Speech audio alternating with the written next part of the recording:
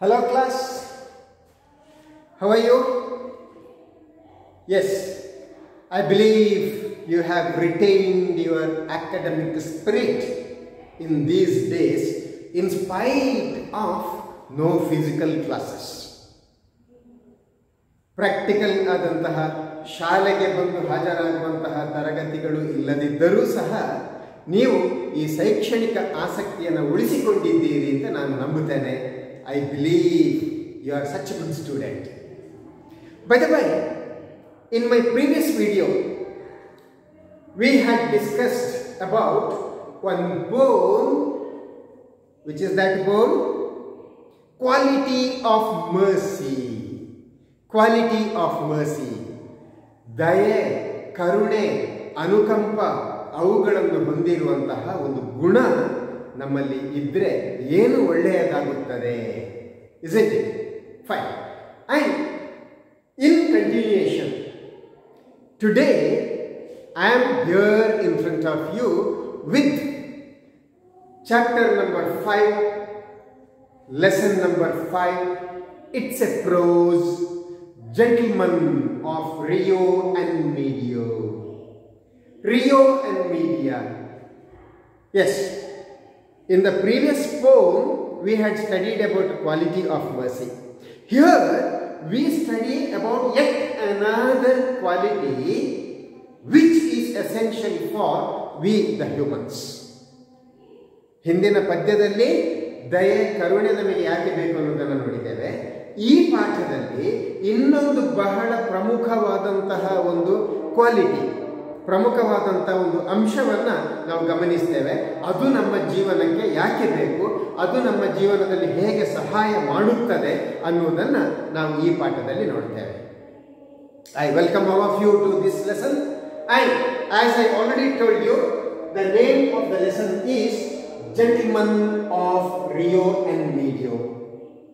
Gentlemen of Rio and Medio. This Rio and Medio, it's a place. This is the name of a place. Where is that place? That place in Santa Fe County. Santa Fe County. And Santa Fe County is in the state of New Mexico. And New Mexico is in United States of America. We call it in short as US, or we also call it as USA, and in general USA means America. So Santa Fe County. By the moment I tell the word Santa Fe, I am very much sure the boys watching this video, you will be thrilled to listen to this word Santa Fe. Tell me why? Not that girls do not know this, but boys are more crazy about this. Santa Fe, what is that? It is the name of a car. It is the name of a car which swifts fast. ಬಹಳ posh ಆದಂತಹ ಒಂದು ಕಾರಿನ ಹೆಸರು ಕೂಡ Santa Fe ಅಂತ ಇದೆ. Yes, okay, fine. So Santa Fe county in New Mexico in United States of America. There is a place called Rio and Medio. This lesson tells us about the quality what we want, and this lesson stresses the importance of speaking the English. In this lesson we understand what is the importance of the language English. Fine. And take your textbook and come to page number 45. Page number 45, Unit 3, Gentlemen of Rio and Medio. And the author of this prose is John A. Sedillo. John A. Sedillo. Mind the spelling of Sedillo. S-E-D-I-L-L-O.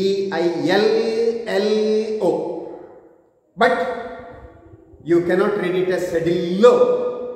ಆ ಲೋಗೆ ಅಡಿಯೊತ್ತು ಕೊಡ್ಲಿಕ್ಕಿಲ್ಲ. In English it is the practice to read such words as with single stress, double stress ಬೇಡ. Sedillo ಇಲ್ಲ, Sedillo. So Juan A Sedillo. Fine. Come to point number 1. It took months of negotiation to come to an understanding with the old man. He was in no hurry. What he had the most of was time. He lived up in Rio and Medio, where his people had been for hundreds of years. He tilled the same land they had tilled. His house was small and wretched, but quaint. The little creek ran through his land. His orchard was gnarled and beautiful. This is the introduction. So, in this paragraph, we learned about one old man who was the tiller. What is tiller? Don't say tiller is an equipment, something like tractor. Tractor na hage tiller kuda ಒಂದು ಯಂತ್ರ ಅಂತ ಹೇಳಬೇಡಿ. ಇಲ್ಲಿ tiller means till ಅಂದ್ರೆ ಉಳುಮೆ ಮಾಡುವುದು, ಗದ್ದೆಯನ್ನ ಉಳುಮೆ ಮಾಡುವುದು. ಸೊ ಟಿಲ್, ಯಾರು ಗದ್ದೆಯನ್ನ ಉಳುಮೆ ಮಾಡುತ್ತಾರೋ ಅವನು tiller. You might have read or asked with your parents. In 1970s ಮತ್ತು 1980s, 1970 ಮತ್ತು 80ರ ದಶಕದಲ್ಲಿ ಕರ್ನಾಟಕದಲ್ಲಿ ಲ್ಯಾಂಡ್ ರಿಫಾರ್ಮ್ಸ್ ಆಕ್ಟ್, ಭೂ ಸುಧಾರಣಾ ಕಾಯ್ದೆ ಅಂತ ಬಂತು. ಆಗ ಮುಖ್ಯಮಂತ್ರಿಯಾಗಿದ್ದವರು Devaraj Urs, D Devaraja Urs was the chief minister then. In 1980s he brought land reforms act, ಭೂ ಸುಧಾರಣಾ ಕಾಯ್ದೆ. According to that land reforms act, tiller is supposed to be the owner of the land. ಉಳುವವನೇ ಹೊಲದೊಡೆಯ ಅನ್ನುವಂಥ ಒಂದು ಕಾನೂನನ್ನು ಆಗಿನ ದೇವರಾಜ ಅರಸನ ಸರ್ಕಾರ ತಂದಿತ್ತು. ಅದರಿಂದಾಗಿ ಇವತ್ತು ನಿಮ್ಮ ಎಷ್ಟೋ ಜನ ಹಿರಿಯರು, ನಮ್ಮ ಅಪ್ಪಂದಿರು, ನಮ್ಮ ಅಜ್ಜಂದಿರೆಲ್ಲ ಆಗಿನ ಕಾಲದಲ್ಲಿ ಅವರು ಗೇಣಿ ಅಂದರೆ ಗೊತ್ತಲ್ಲ, ಇನ್ನೊಬ್ಬರ ಭೂಮಿಯಲ್ಲಿ ರೆಂಟಿಗೆ ಕೆಲಸ ಮಾಡೋದು, ರೆಂಟಿಗೆ ಕೃಷಿ ಮಾಡೋದು. ಅಂಥವರಿಗೆ ಆ ರೆಂಟಿಗೆ ಅವರು ಮಾಡ್ತಿದ್ದಂಥ ಭೂಮಿ ಅವರಿಗೆ ಸ್ವಂತವಾಗಿ ಸಿಕ್ಕಿತ್ತು. ಅವರಿಗೆ ಸ್ವಂತವಾಗಿ ಸಿಕ್ಕಿದಂಥ ಭೂಮಿಯನ್ನು ಅವರು ಸ್ವಂತಕ್ಕೆ ಪಹಣಿ ಪತ್ರಿಕೆ, ಆರ್ ಟಿ ಸಿ ಅಂದರೆ records of right certificate, RTC ಮಾಡಿಸಿಕೊಂಡ್ರು. ಅದರ ಫಲವಾಗಿ ಇವತ್ತು ಅವರ ನೆಕ್ಸ್ಟ್ ಜನರೇಷನ್ ನಮ್ಮಂಥವರೆಲ್ಲ ಆ ಭೂಮಿಯಲ್ಲಿ ನಾವು ಬದುಕುತ್ತಾ ಇದ್ದೇವೆ. Fine. So tiller here, the word tiller means the person who tills the land. Fine. So that old man in Rio and Medio, he was tilling the same land which his ancestors ಅಂದ್ರೆ ಯಾರು? ಅವರ ಹಿರಿಯರು ಉಳುಮೆ ಮಾಡ್ತಾ ಇದ್ದಂಥ ಭೂಮಿಯನ್ನು ಇವನು ಕೂಡ ಉಳುಮೆ ಮಾಡಿಕೊಂಡು ಇದ್ದ. ಎಲ್ಲಿ? ರಿಯೋ ಅಂಡ್ ಮೀಡಿಯೋದಲ್ಲಿ. ಅಂಡ್ ಅವನ ಭೂಮಿ ಹೇಗಿತ್ತು? ಎ ಸ್ಮಾಲ್ ಕ್ರೀಕ್ ಅಂದ್ರೆ ನೀರಿನ ಸಣ್ಣ ತೊರೆ, ಒಂದು ಸಣ್ಣ ಹೊಳೆ ಅಲ್ಲ, ಹೊಳೆ ದೊಡ್ಡದು, ಸಣ್ಣ ತೊರೆ. ಎ ಸ್ಮಾಲ್ ಸ್ಪ್ರಿಂಗ್, ಸಣ್ಣ ಒಂದು ನೀರಿನ ತೊರೆ ಅವನ ಭೂಮಿಯಲ್ಲಿ ಹರಿದು ಹೋಗ್ತಾ ಇತ್ತು. Fine. Come to next page, point number 2. The day of the sale, he came into the office. His coat was old, green and faded. I thought of Senator Catron, who has been such a par with these people up there in the mountains. Perhaps it was one of his old Prince Alberts. He wore gloves. They were old and torn, and his fingertips showed through them. He carried a cane, but it was only the skeleton of a worn-out umbrella.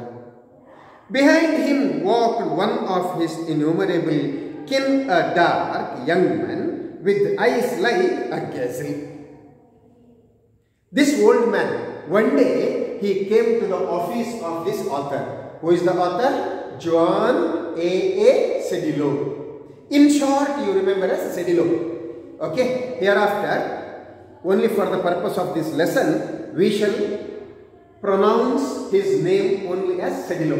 Okay, one day this old man came as the seller. ಒಬ್ಬ ವ್ಯಾಪಾರಿಯಾಗಿ ಏನನ್ನು ಮಾರಾಟ ಮಾಡಲಿಕ್ಕೆ ಈ came to the office of the ಸೆಡಿಲೋನ ಆಫೀಸಿಗೆ ಬಂದಾಗ ಅವನ ಒಂದು ಪೂರ್ ಲುಕಿಂಗ್, ಅವನ ಪೂರ್ ಅಪಿಯರೆನ್ಸ್ ಹೇಗಿತ್ತು, ಅವನ ಒಂದು ನಿಸ್ತೇಜವಾದಂತಹ ಅವನ ಎಪಿಯರೆನ್ಸ್, ಅವನ ಒಂದು ತೋರುವಿಕೆ ಹೇಗಿತ್ತು ಅಂತ ಹೇಳ್ತಾನೆ. ಹಿಸ್ ಕೋಟ್ ವಾಸ್ ಓಲ್ಡ್, ಹಳೆಯ ಕೋಟ್, ಗ್ರೀನ್ ಅಂಡ್ ಫೇಡೆಡ್, ಹಸಿರು ಬಣ್ಣದ, ಫೇಡೆಡ್ ಮಾಸಿ ಹೋದ, ಫೇಡ್ ಆಗೋದಂದ್ರೆ ಮಾಸೋದು, ಹಸಿರು ಬಣ್ಣದ ಮಾಸಿ ಹೋದ ಹಳೆಯ ಕೋಟ್ ಹಾಕೊಂಡಿದ್ದ. I thought of senator Catron, I thought of senator Catron. Senator Catron ಅನ್ನುವನು he was the senator of new ಮೆಕ್ಸಿಕೋದಲ್ಲಿ ಸೆನೇಟರ್ ಆಗಿ ಇದ್ದವ. ಸೊ ಇವನ ಕೋಟನ್ನು ನೋಡಿದಾಗ ಆ ಸೆನೇಟರ್ ಕ್ಯಾಟ್ರನ್ನ ನೆನಪು ಬಂತು ಇವನಿಗೆ. ಸೆನೇಟರ್ ಕ್ಯಾಟ್ರನ್ ಕಾಣ್ತಾನಲ್ಲ, ಬಟ್ ನಾಟ್ ಸೆನೇಟರ್ ಕ್ಯಾಟ್ರನ್ ಅವ, this is the old man. Senator Catron, who has been such a par with these people up there in the mountains. ಆ ಗುಡ್ಡಗಾಡು ಪ್ರದೇಶದಲ್ಲಿ ಸೆನೇಟರ್ ಕ್ಯಾಟ್ರನ್ ಅನ್ನುವನು ಬಹಳ ಪ್ರಭಾವಶಾಲಿ ಸೆನೇಟರ್ ಆಗಿದ್ದ. Perhaps it was one of his old Prince Alberts. It is one of his old Prince Alberts. Prince Alberts ಅಂದರೆ it's A type of dress. ನೀವು coat, ಈಗ ಇದಕ್ಕೇನು ಹೇಳ್ತೇವೆ ನಾವು? ಇದಕ್ಕೆ ವಾಸ್ ಕೋಟ್ ಹೇಳ್ತೇವೆ, ಇದಕ್ಕೇನು ಹೇಳ್ತೇವೆ? ಶರ್ಟ್ ಹೇಳ್ತೇವೆ. ಸೊ ಒಂದೊಂದು ಡ್ರೆಸ್ಸಿಗೆ ಒಂದೊಂದು ಹೆಸರಿದೆ. This is the shirt, this is the waistcoat. ಆಮೇಲೆ ಇಲ್ಲಿ ನಾವು ಒಂದು ಉದ್ದಕ್ಕೆ ಇಳಿ ಬಿಡ್ತೇವಲ್ಲ ಕುತ್ತಿಗೆಯಲ್ಲಿ, what is that? Tie, neck tie. And full closed ಕೋಟನ್ನು ಹಾಕಿಬಿಟ್ಟು ಅದಕ್ಕೆ ಬ್ಲೇಸರ್ ಅಥವಾ ಓವರ್ ಕೋಟ್ ಹೇಳ್ತೇವೆ. ಸೊ ಒಂದೊಂದು ಡ್ರೆಸ್ಸಿಗೆ ಒಂದೊಂದು ಹೆಸರಿದೆ. ಸೊ ಪ್ರಿನ್ಸ್ ಅಲ್ಬರ್ಟ್ ಅಂತ ಒಂದು ಡ್ರೆಸ್ಸಿನ ಹೆಸರು, ಪ್ರಿನ್ಸ್ ಅಲ್ಬರ್ಟ್. ಆ ಡ್ರೆಸ್ಸಿನ ಹೆಸರು ಹೇಗಿದೆ? See, on page number 46, come to the glossary part. The first word meaning is given, prince Alberts long double breasted coat. Long double breasted coat ಅಂದರೆ ಎರಡು ಪದರ ಇರುವಂತಹ, ಎರಡು ಕಡೆ ಕಿಸೆ ಇರುವಂತಹ ಕೋಟ್. ಅದನ್ನು ಪ್ರಿನ್ಸ್ ಅಲ್ಬರ್ಟ್ಸ್ ಅಂತ ಹೇಳ್ತಾರೆ. Yes, he wore gloves. Gloves ಗೊತ್ತಿದೆಯಲ್ಲ, ಗ್ಲೋವ್ಸ್ ಅಂದರೆ ಎಂತ? ಕೈಗವಸು ಹೇಳ್ತಾರೆ. Of course these are the corona days and you must have seen, if you go to a departmental store, if you go to a hospital, if you go to any general public place where the servants are working like a police or advocates, usually they wear the gloves in these days. ಬಿಳಿಯ ಬಣ್ಣದ ಅಥವಾ ಯಾವುದೋ ಬಣ್ಣದ ಗ್ಲೌಸ್ಗಳನ್ನು ಹಾಕೊಂಡಿರ್ತಾರೆ ನೋಡಿ, gloves. So ಈ old man, ಸೆಡಿಲೋನ ಆಫೀಸಿಗೆ ಬಂದ ಓಲ್ಡ್ ಮ್ಯಾನ್ ಕೈಗೆ ಗ್ಲೌಸ್ಗಳನ್ನು ಹಾಕಿಕೊಂಡಿದ್ದ. They were old and torn and his finger tips showed through them. ಆ ಗ್ಲೌಸ್ ಹೇಗಿತ್ತು? ಅದು ಹಳತು. ಎಷ್ಟು ಹಳತು ಅಂತ ಹೇಳಿದ್ರೆ ಅದರ ತುದಿ ತೂತಾಗಿ ಅದರಲ್ಲಿ ಬೆರಳು ಕಾಣ್ತಾ ಇತ್ತು, ಅದರ ಬೆರಳು ಕಾಣ್ತಾ ಇತ್ತು, ಅಷ್ಟು ಹಳತು ಅದು. The showed through them.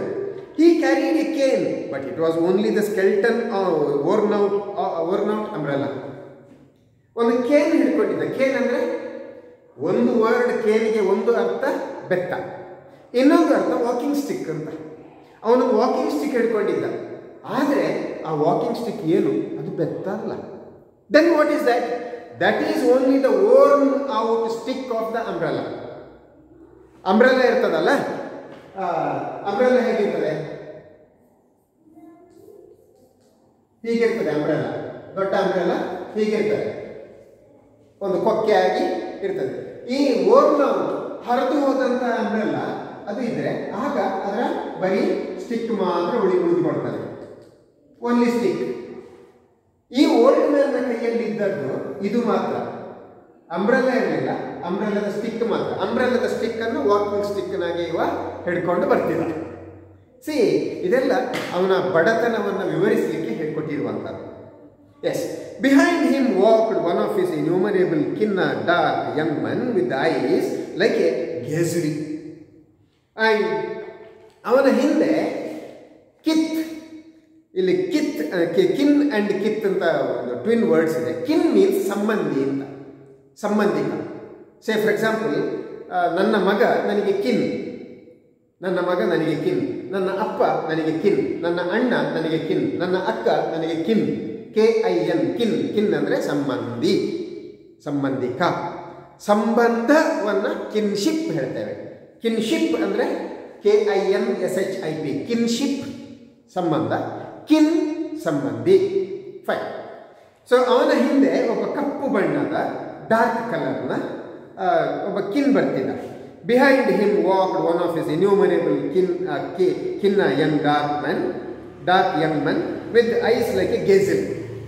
ಒಬ್ಬ ಕಪ್ಪು ಬಣ್ಣದ ಒಬ್ಬ ಹುಡುಗ ಅವನ ಹಿಂದೆ ಬರ್ತಿದ್ದ. ಅವನ ಕಣ್ಣು ಹೇಗಿತ್ತು ಅಂದರೆ ಲೈಕ್ ಎ ಗೇಜಲ್. ಗೇಜಲ್ ಅಂದರೆ ಏನು? ಗೇಜಲ್ ಅಂದರೆ ಒಂದು ಜಿಂಕೆ ಅಂತ ಒಂದು ಸಣ್ಣ ಪ್ರಾಣಿ. ಅದರ ಕಣ್ಣು ತುಂಬ ಶಾರ್ಪ್ ಹೀಗೆ ಇರ್ತದೆ. ಅದರ ಕಣ್ಣು ತುಂಬ ಶಾರ್ಪ್. ಸೊ ಅಂತ ಒಂದು ಹೊಳೆಯುವ ಕಣ್ಣುಗಳುಳ್ಳ ಕಪ್ಪು ಚರ್ಮದ ಒಬ್ಬ ಹುಡುಗ ಅವನ ಹಿಂದೆ ಇದ್ದ.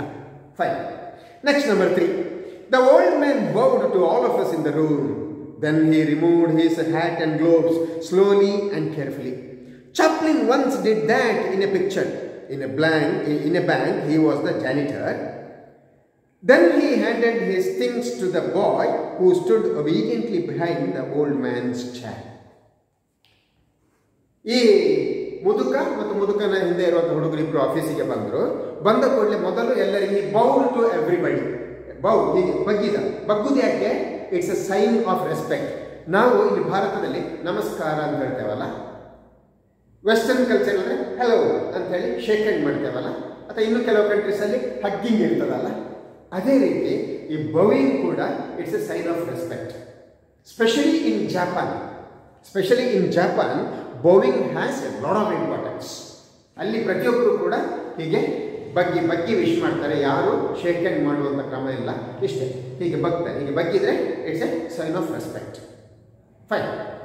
ಸೊ ಮೊದಲು ಬಂದು ಬೌ ಮಾಡಿದ, ರೆಸ್ಪೆಕ್ಟ್ ಕೊಟ್ಟು. Then slowly he removed his coat and gloves and then he gave the things he brought to that dark colored young boy. ಇದನ್ನು ನೋಡಿದಾಗ ಚಾರ್ಲಿ ಚಾಪ್ಲಿನ್ ಅಂತ ಒಬ್ಬರ ಹೆಸರನ್ನು ಕೇಳಿದ್ರಲ್ಲ, who is that? World famous film actor. He was the film actor in the Mookie films. Mookie films ಅಂದರೆ dumb films. ನಾವು ಈಗ ನೋಡುವಂಥ ಸಿನಿಮಾದಲ್ಲಿ ಕ್ಯಾರೆಕ್ಟರ್ಗಳು ಮಾತಾಡಿದಾಗ ನಮಗೆ ವಾಯ್ಸ್ ಕೇಳ್ತದಲ್ಲ. ಸಿನಿಮಾದ ಆರಂಭದ ಕಾಲದಲ್ಲಿ ವಾಯ್ಸ್ ಇರಲಿಲ್ಲ, ಬರೀ ಮ್ಯೂಸಿಕ್ ಮಾತ್ರ, ವಾಯ್ಸ್ ಇರಲಿಲ್ಲ. ಸೊ ಅವರು ಬರೀ ಆ್ಯಕ್ಷನಲ್ಲೇ ಸಿನಿಮಾಗಳನ್ನು ಮಾಡ್ತಿದ್ರು. If you remember, have you seen one beautiful movie by name Pushpaka Vimana by ಕಮಲ ಹಾಸನ್? ಅದರ ನಂತರ ಇತ್ತೀಚೆಗೆ ಕನ್ನಡದಲ್ಲಿ ಮತ್ತೊಂದು ಪುಷ್ಪಕ ವಿಮಾನ ಅಂತ ಬಂತು. ಅದಲ್ಲ, ಅದರಲ್ಲಿ mostly Ramesh must be the actor. ಅದಲ್ಲ, ಇದು ಸ್ವಲ್ಪ ಹಳೆಯದು. ಅದು ಮೂಕಿ. ಅದರಲ್ಲಿ ಯಾವ ಪಾತ್ರಗಳು ಮಾತಾಡುವುದಿಲ್ಲ. Kamal Haasan in the prime role. Kamal Haasan ಉತ್ತಮ ಪಾತ್ರ ಮಾಡಿದ್ದಾನೆ. ಅದರಲ್ಲಿ ಬರೀ ಮ್ಯೂಸಿಕಲ್ಲೇ ನಮಗೆ ಅರ್ಥ ಮಾಡಿಸ್ತಾರೆ, ಸೀನ್ಗಳಲ್ಲೇ ಅರ್ಥ ಮಾಡಿಸ್ತಾರೆ. So similarly Charlie Chaplin was the hero during the ಮೂಕಿ ಮೂವೀಸ್, ಡಂಬ್ ಮೂವೀಸ್. ಸೊ ಅವನು ಸಿನಿಮಾದಲ್ಲಿ ಈ ರೀತಿ ಮಾಡ್ತಿದ್ದ, ಗ್ಲೌಸನ್ನು ಮೆಲ್ಲ ತೆಗೆಯುವುದು, ಕೇರ್ಫುಲ್. ಹಾಗೆ ಈ ಮುದುಕ ಗ್ಲೌಸನ್ನು ತೆಗೆಯುವುದು ನೋಡಿದಾಗ ಈ ಸೆಡಿಲೋನಿಗೆ ಚಾರ್ಲಿ ಚಾಪ್ಲಿನ್ ನೆನಪಾಯ್ತಂತೆ. ಆ್ಯಂಡ್ ಅವನ ಹಿಂದೆ ಒಬೀಡಿಯಂಟ್ ಆಗಿ ನಿಂತಿದ್ದ ಹುಡುಗನ ಕೈಗೆ ಅವನು ತಂದಿದ್ದಂಥ ವಸ್ತುಗಳನ್ನು ಕೊಟ್ಟ. Yes. Come to point number 4, next page number 47. There was a great deal of conversation about Rain and his family. He was very proud of his large family. Finally, we got down to business. Yes, he would sell as he had agreed for $1,200 in cash. We would buy, and the money was ready. Don Aslamo, I said to him in Spanish, we have made a discovery. You remember that we sent that surveyor, that engineer up there to survey your land so as to make the deed? Well, he finds that you own more than 8 acres. He tells us that your land extends across the river and that you own almost twice as much as you thought. He didn't know that. And now, Don Anselmo, I added, these Americans are buona gente. They are good people and they are willing to pay you more for the additional land as well, at the same rate per acre, so that instead of $1,200 you will get almost twice as much. And the money is here for you.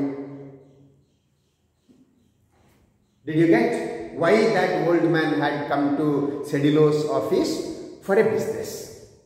What is the business? He wanted to sell his land. For how much money? For how much money? How many dollars? Yes, it is given here. How much dollars? $1,200. $1,200. $1,200. This is an old story.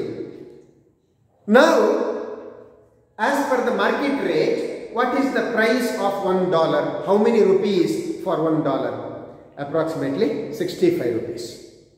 65 rupees into 1,000. 1,200. ಎಷ್ಟು ಬರ್ತದೆ? First, quick. 1,200 into 65. ಎಷ್ಟಾಗ್ತದೆ?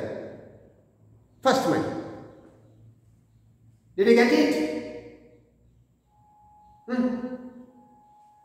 Almost 780 into plus 3 zeros. That means 7,80,000 rupees. 7,80,000 rupees. But you see, here is one interesting thing. The title of the lesson is gentleman. Gentleman ಅನ್ನುವಂಥ ಒಂದು word ಇದೆ. ಇಲ್ಲಿ ಈ ಮುದುಕ ಅವನ ಭೂಮಿಯನ್ನು ಸೇಲ್ ಮಾಡಲಿಕ್ಕೆ ಬಂದು $1,200 ಅಂತ ಹೇಳ್ತಾನೆ. ಆಗ ಸೆಡಿಲೋ ಹೇಳ್ತಾನೆ, no, you do not know how much land you have.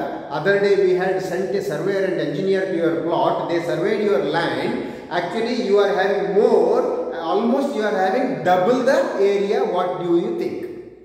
ನಿನಗೆ ಗೊತ್ತಿಲ್ಲ, ನಿನ್ನ ಹತ್ರ ಎಷ್ಟು ಎಕರೆ ಭೂಮಿ ಉಂಟು ಅಂತ ನೀನು ಗ್ರಹಿಸ್ಕೊಂಡಿದ್ದೀಯೋ ಅದಕ್ಕಿಂತ ಡಬಲ್ ಉಂಟು. ಹಾಗಾಗಿ ನಿನಗೆ $1,200 ಅಲ್ಲಪ್ಪ. ನಾವು ಅಮೇರಿಕದವರು ಬ್ಯೂನಾ ಚೆಂಟೆ, ದರ್ ಇಸ್ ಅ ವರ್ಡ್ ನೋಡಿ. ವಿ ದ ಅಮೇರಿಕನ್ಸ್ ಬ್ಯೂನಾ ಚೆಂಟಿ. ವಿ ದ ಅಮೇರಿಕನ್ಸ್ ಬ್ಯೂನಾ ಜೆಂಟಿ ಅಂದರೆ ಗುಡ್ ಪೀಪಲ್ ಅಂತ. ನಾವು ಅಮೇರಿಕದವರು ತುಂಬ ಒಳ್ಳೆಯವರು, ಜೆಂಟ್ಲಿ ಪರ್ಸನ್ಸ್, ನಾವು ಬಹಳ ಪ್ರಾಮಾಣಿಕರು, ಆನೆಸ್ಟ್ ನಾವು. ಹಾಗಾಗಿ ನಿನಗೆ ಗೊತ್ತಿಲ್ಲಪ್ಪ ನಿನ್ನ ಹತ್ರ ಭೂಮಿ ಎಷ್ಟಿದೆ ಅಂತ, ಅದಕ್ಕೆ ಜಾಸ್ತಿ ಇದೆ. ಹಾಗಾಗಿ ನೀನು ಕೇಳಿದ $1,200 ಅಲ್ಲ, ಅದರ ಡಬಲ್ ದುಡ್ಡು ಇದೆ, ತೆಕ್ಕೋ ಅಂತ ಹೇಳ್ತಾರೆ. ನಾವು he was surprised. And now we shall continue. We shall see what happens. By the way, here ಮುದುಕನ ಹೆಸರು ಕೂಡ ಇಲ್ಲಿ ಪ್ರಸ್ತಾಪ ಆಗ್ತದೆ. ಏನು ಮುದುಕನ ಹೆಸರು? Don ಆನ್ಸ್ಲೆಮೋ. Fine. Now come to page number 5. Sorry, point number 5. The old man hung his head for a moment in thought. Then he stood up and stared at me. Friend, he said, I do not like to have you speak to me in that manner. I kept still and let him have his say. I know these Americans are good people, and that is why I have agreed to sell to them. But I do not care to be insulted. I have agreed to sell my house and land for $1,200, and that is the price. Cedilo, we are ಬ್ಯೂನಾ ಜೆಂಟಿ ಅಂತ ಹೇಳಿದಲ್ಲ. ಬ್ಯೂನಾ ಜೆಂಟಿ means good people ಅಂತ ಹೇಳಿದಲ್ಲ, Americans ಒಳ್ಳೆಯವರು ಅಂತ. ಇವನಿಗೆ ಸ್ವಲ್ಪ ಅದು ಕಿರಿಕಿರಿ ಆಯಿತು. You needed to tell that. I know that Americans are good people. That is why I decided to sell my land to Americans. ಅಮೇರಿಕದವರು ಒಳ್ಳೆಯವರು ಅಂತ ನನಗೆ ಗೊತ್ತಿದೆ, ಅದಕ್ಕೆ ನಾನು ನನ್ನ ಭೂಮಿಯನ್ನು ಅಮೇರಿಕದವರಿಗೆ ಮಾರಲಿಕ್ಕೆ ನಾನು ಹೊರಟದ್ದು. ನನಗೇನು ಇನ್ಸಲ್ಟ್ ಆದರೆ ನನಗೇನು ತೊಂದರೆ ಇಲ್ಲ, ನನಗೆ ಅವಮಾನ ಆದರೆ ನಾನೇನು ಬೇಜಾರು ಮಾಡೋದಿಲ್ಲ. ಆದರೆ ತಿಳ್ಕೊಳ್ಳಿ, ನಾನು ನನ್ನ ಭೂಮಿಯನ್ನು $1,200 ಮಾರುವುದು ಅಂತ ನಾನು ನಿರ್ಧಾರ ಮಾಡಿದ್ದೇನೆ. ನನಗೆ ಅಷ್ಟೇ ಸಾಕು, ನನಗೆ ಹೆಚ್ಚಿಗೆ ಬೇಡ. $1,200 ಕೊಡಿ, ನಾನು ಹೋಗ್ತೇನೆ. ನನಗೆ ಡಬಲ್ ದುಡ್ಡು ಅಂತ ಹೇಳಿದ್ರಲ್ಲ, no, I don't want. This is the gentlemanship. ಇದು ಅವನ ಪ್ರಾಮಾಣಿಕತೆ. ನಾನು ನೀವಾದರೂ ಏನು ಮಾಡ್ತಿದ್ದೆವು? ಡಬಲ್ ದುಡ್ಡು ಕೊಡ್ತೀರಾ? ಆಯಿತು, ಇರಲಿ, ಒಂದು ಕಾರ್ ತಗೊಳ್ಬೋದು, ಒಂದು ಮನೆ ಕಟ್ಟಬಹುದು, ನಾವು ತಗೊಳ್ತಿದ್ದೇವೋ ಅಲ್ವಾ? ಬಟ್ ದಿಸ್ ಜೆಂಟಲ್ಮನ್, ಅವನ ಹೆಸರೇನು? ಡಾನ್ ಆನ್ಸ್ಲೆಮೋ. ಡಾನ್ ಆನ್ಸ್ಲೆಮೋ ಹೇಳ್ತಾನೆ, ನನಗೆ ಹೆಚ್ಚಿಗೆ ದುಡ್ಡು ಬೇಡ, ಎಷ್ಟು ಉಂಟು ಅಷ್ಟೇ ದುಡ್ಡು ಸಾಕು ಅಂತ ಹೇಳ್ತಾನೆ. Yes. Point number 6. I argued with him, but it was useless. Finally, he signed the deed and took the money, but refused to take more than the amount agreed upon. Then he shook hands all round, put on his ragged gloves, took his stick, and walked out with the boy behind him. ಇಷ್ಟೆಲ್ಲ ಆದ ಮೇಲೆ ಅವನಿಗೆ ಎಷ್ಟು ದುಡ್ಡು ಸಿಕ್ಕಬೇಕೋ ಆ deed means agreement. ಒಪ್ಪಂದ ಪತ್ರದಲ್ಲಿ ಎಷ್ಟು ಬರೆದಿತ್ತೋ ಅಷ್ಟನ್ನೇ ಅವ ತಗೊಂಡ. ಒಪ್ಪಂದ ಪತ್ರದಲ್ಲಿ ಎಷ್ಟು ಬರೆದಿತ್ತು? $1,200. ಅಷ್ಟನ್ನು ಮಾತ್ರ ತಗೊಂಡ. ಎಲ್ಲರಿಗೂ ಶೇಕ್ ಹ್ಯಾಂಡ್ ಮಾಡಿದ. ಮತ್ತೆ ಅವನ ಹರಿದು ಹೋದ ಗ್ಲೌಸನ್ನು, ಫೇಡ್ ಆದ ಕೋಟನ್ನು ಹಾಕಿಕೊಂಡ. ವಾಕಿಂಗ್ ಸ್ಟಿಕ್ ಏನದು? ವಾಕಿಂಗ್ ಸ್ಟಿಕ್ ಏನು? ದ ವೋರ್ನ್ ಔಟ್ ಅಂಬ್ರೆಲಾ, ಹರಿದು ಹೋದ ಛತ್ರಿಯ ಮಧ್ಯದ ಕಡ್ಡಿ, ಮಧ್ಯದ ಕೋಲು, ಅದನ್ನು ಹಿಡ್ಕೊಂಡು ಈ walked out from the office with boy behind him. ಅವನ ಹಿಂದೆ ಆ ಹುಡುಗನನ್ನು ಕರ್ಕೊಂಡು ಅವ ಆಫೀಸಿನಿಂದ ಹೊರಟು ಹೋದ. Yes, here I stop for a while and second half of this lesson will come to you in the next video. Until then, I wish you all the very best. Keep studying, stay home, stay blessed and stay safe. Good luck.